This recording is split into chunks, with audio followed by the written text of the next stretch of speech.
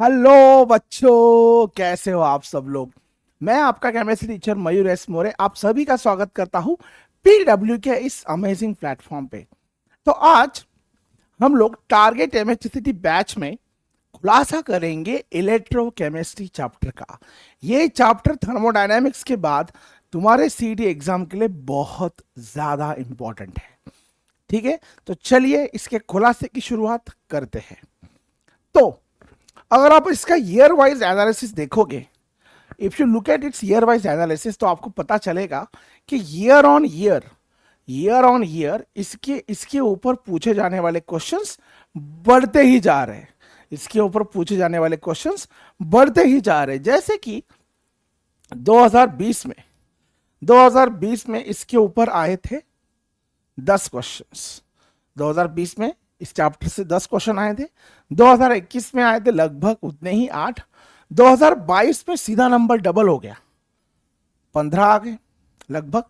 2023 में सीधा number triple हो गया, यानी लास्ट ईयर इस चैप्टर से आए थे 24 क्वेश्चंस। अब now this many question is really too much. That means इस चैप्टर को बहुत ज्यादा इंपॉर्टेंस दिया जा रहा है और इस चैप्टर से बहुत ज्यादा क्वेश्चन एक्सट्रैक्ट किए जा रहे हैं तुम्हारे सीईटी के लिए, क्योंकि चैप्टर में उतना ज्यादा कंटेंट दिया हुआ भी है। राइट, तो अब चैप्टर का वेटेज देखते हैं। चैप्टर का वेटेज अगर आप देखोगे, इस चैप्टर का वेटेज है 6%, यानी 3 क्वेश्चंस तो इस चैप्टर से आने है ही है। 3 क्वेश्चंस तो इसके ऊपर से आएंगे ही आएंगे। हो सकता है कभी कभी 4 भी हो जाए, लेकिन 3 क्वेश्चंस तो इस चैप्टर से आपको पूछे जाएंगे ही जाएंगे, क्योंकि ये चैप्टर तुम्हारे केमिस्ट्री के एप्लीकेशंस के पार्ट में सेंटर में आता है। ये चैप्टर एंड केमिकल थर्मोडायनेमिक्स, दोनों चैप्टर केमिस्ट्री के बहुत इंपॉर्टेंट पार्ट में आते हैं। इसीलिए सीईटी में केमिकल थर्मोडायनेमिक्स का वेटेज बहुत ज्यादा है। सबसे ज्यादा उसी का वेटेज है 2 नंबर पे, ये है इलेक्ट्रोकेमिस्ट्री। ठीक है बेटा, चलो तो अब देखते हैं कि इसके ऊपर इंपॉर्टेंट क्वेश्चंस कौन से हैं।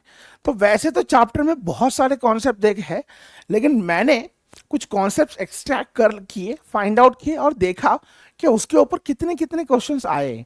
तो अगर आप ठीक से यहाँ पे देखोगे तो मोलर कंडक्टिविटी, ये जो कॉन्सेप्ट है ना, ये मुझे 5 स्टार कॉन्सेप्ट लगा।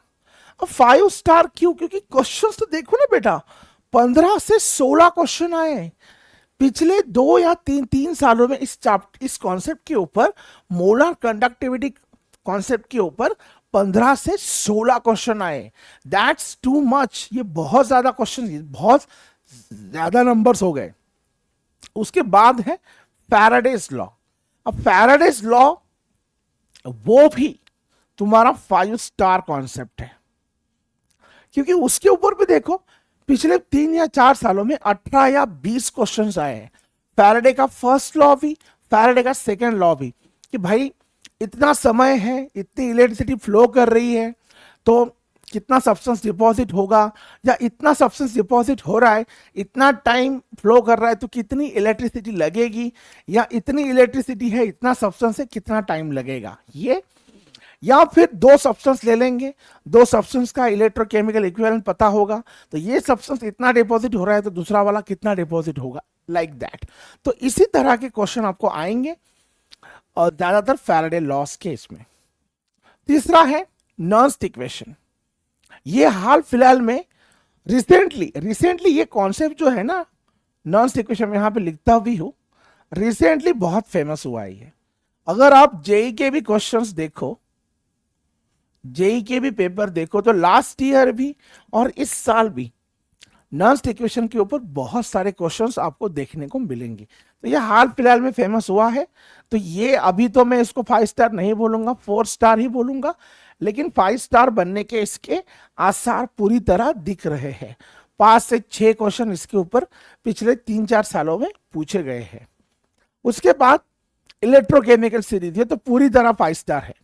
भले इसे ज्यादा क्वेश्चन नहीं पूछे हैं, लेकिन इस कॉन्सेप्ट के ऊपर हमेशा से क्वेश्चन वो कंटिन्यूसली पूछते ही आ रहे हैं। ये मैं जो क्वेश्चंस बता रहा हूं, ये पिछले 2 या 3 सालों से, यानी 2020 से लेकर 23 तक, उससे पहले भी उससे पहले भी इलेक्ट्रोकेमिकल सीरीज के ऊपर क्वेश्चंस कई बार पूछे जा चुके हैं, ठीक है। फिर उसके बाद electrolytic cell and their products, इसको मैं 5 स्टार नहीं बोलूंगा, ये सिर्फ 1 स्टार है, भले इसके ऊपर 4 या 5 क्वेश्चन अब तक आए हो 3-4 सालों में, क्योंकि इसमें क्या है ना, इसमें ज्यादा कुछ दिमाग लगाने का है नहीं। तुमको क्या करेंगे, वो पूछेंगे कि भाई मेरे पास मॉल्टन NaCl है, उसका इलेक्ट्रोलाइसिस मैंने किया है, तो उसका इलेक्ट्रोलाइसिस करने के बाद एनोड पे क्या रिलीज होगा, कैथोड पे क्या डिपॉजिट होगा या क्या रिलीज होगा। एक्वियस NaOH है तो एनोड पे क्या रिलीज हो रहा है, कैथोड पे क्या रिलीज होगा, यही क्वेश्चंस आएंगे, उससे ज्यादा और कुछ तो आएगा नहीं, क्योंकि वही उसके बारे में पूछने जैसा है। एंड ये जो है लास्ट वाला, electrode potential cell potential, electrode potential cell potential के ऊपर भी 2-3 क्वेश्चन आए हैं, ये भी इंपॉर्टेंट वाला कॉन्सेप्ट है। एकदम 1 स्टार तो नहीं है, लेकिन यहाँ 2 स्टार है, 5 स्टार तो बिल्कुल भी नहीं है। लास्ट वाला है थर्मोडायनेमिक्स ऑफ गैल्वेनिक सेल, यानी गिब्स एनर्जी डेल्टा जी जो है तुम्हारा, गिब्स फ्री एनर्जी एंड तुम्हारा इलेक्ट्रोकेमिकल सॉरी एंड तुम्हारा इलेक्ट्रोड पोटेंशियल, इसका जो कोरिलेशन है delta G is equal to minus delta G naught is equal to minus NFE naught cell, ये जो इक्वेशन है इसके ऊपर, एंड नर्स इक्वेशन का भी पार्ट वैसे उसमें है, उसके ऊपर ये क्वेश्चंस बहुत बार पूछे गए हैं। ये 3 स्टार वाला कॉन्सेप्ट मैं इसको बोलूंगा, इसके ऊपर भी लगभग 4 या 5 क्वेश्चन रिसेंट ईयर्स में आए हुए तुमको मिल जाएंगे, ठीक है। ये हो गए इस चैप्टर के इंपॉर्टेंट टॉपिक्स। अब इसके बाद क्वेश्चंस देखो कैसे आए, ये 2023 यानी लास्ट ईयर का ही क्वेश्चन है। क्या क्वेश्चन है, यहां पे देखना, calculate the electrode potential of this cell for, ये सेल आपको दिया हुआ है, ठीक है। इस सेल में आपको इलेक्ट्रोड पोटेंशियल निकालना है, but you also have to identify that what is the cathode and what is the anode here. इसमें कैथोड एनोड क्या है वो आइडेंटिफाई करके आपको इसका इलेक्ट्रोड पोटेंशियल निकालना है। तो ये एक तरह का क्वेश्चन हो गया। दूसरा है, जैसा मैंने बोला, ये भी लास्ट ईयर का ही क्वेश्चन है, calculate delta G0 for the reaction. तो इस रिएक्शन में आपको E0 सेल दिया हुआ है, डेल्टा G0 निकालना है। अगेन आपका फॉर्मूला क्या है आपको पता ही है, delta G naught is equal to minus NFE naught. बस फैराडे का वैल्यू पता है, E नॉट का पता है, N आपको यहां दिख जाएगा number of electrons, that's it, put the value and find out delta G। Straight forward question है ये, ठीक है, ये क्वेश्चन है। उसके बाद जैसा मैंने बोला, कंडक्टिविटी कॉन्सेंट्रेशन दिया हुआ है यहां आपको, conductivity of this concentration of salt is this much, one is the molar conductivity. तो आपको यहां पे क्या निकालना है, मोलर कंडक्टिविटी। जैसा मैंने बोला रिसेंट ईयर में ये कॉन्सेप्ट बहुत फेमस हुआ है, एक नर्स इक्वेशन है, और मोलर कंडक्टिविटी तो पहले से ही फेमस है, क्वेश्चंस उसके ऊपर। उसके बाद में which of the following statement is true for electrolytic cell. जैसा मैंने बोला इलेक्ट्रोलाइटिक सेल के बारे में उसकी कैरेक्टरिस्टिक्स जो भी है वो, या फिर उसमें जो प्रोडक्ट रिलीज हो रहे हैं एनोड पे और कैथोड में, उसके बारे में क्वेश्चंस आपको पूछे जा सकते हैं, जैसे इस तरह से। तो यहाँ पे एनोड पे क्या हो रहा है, कैथोड पे क्या हो रहा है, कौन सा इलेक्ट्रोड पॉजिटिवली चार्ज है, कौन सा इलेक्ट्रोड नेगेटिवली चार्ज है, उसके ऊपर क्वेश्चंस पूछे गए। उसके बाद में जैसा मैंने बोला फैराडे का लॉ तो how many Faradays of electricity is required to deposit 32.5 grams of zinc at cathode by the electrolysis of aqueous zinc sulfate, molar mass of zinc is given। Again cathode पे आपको इतने ग्राम आपका zinc है तो कितना electricity लगेगा या कितना फैराडे लगेगा, जैसा मैंने बोला फैराडेज फर्स्ट लॉ के ऊपर ये क्वेश्चन है, ये वाला। उसके बाद फिर से what will be the mass of silver deposited on cathode when this much coulomb of charge is pass through the solution of silver nitrate.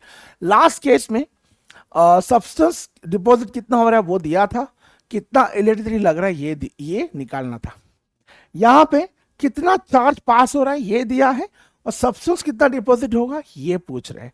दोनों केस में फॉर्मूला एक ही है, प्रिंसिपल भी एक ही है, ठीक है। And that's it. इसी तरह के क्वेश्चन आपको इलेक्ट्रोकेमिस्ट्री चैप्टर से मिल जाएंगे। ठीक है, मैं आशा करता हूं कि ये आपको जरूर हेल्पफुल रहेगा एंड आप आपका प्रिपरेशन भी अच्छी तरह से कर रहे हो। ठीक है, दैट्स इट फॉर दिस। धन्यवाद।